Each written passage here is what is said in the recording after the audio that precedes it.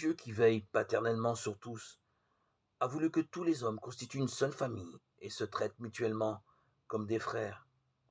Tous, en effet, ont été créés à l'image de Dieu, qui a fait habiter sur toute la face de la terre tout le genre humain, issu d'un principe unique, Actes 17, 26. Et tous sont appelés à une seule et même fin, qui est Dieu lui-même.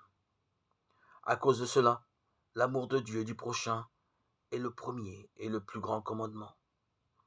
L'Écriture, pour sa part, enseigne que l'amour de Dieu est inséparable de l'amour du prochain. Tout autre commandement se résume en cette parole: tu aimeras le prochain comme toi-même. La charité est donc la loi dans sa plénitude. Romains 13, 9, 10. Il est bien évident que cela est d'une extrême importance pour des hommes de plus en plus dépendants les uns des autres et dans un monde sans cesse plus unifié. Allons plus loin. Quand le Seigneur Jésus prie le Père pour que tous soient un, comme nous sommes un, il ouvre des perspectives inaccessibles à la raison et il nous suggère qu'il y a une certaine ressemblance entre l'union des personnes divines et celle des fils de Dieu dans la vérité et dans l'amour.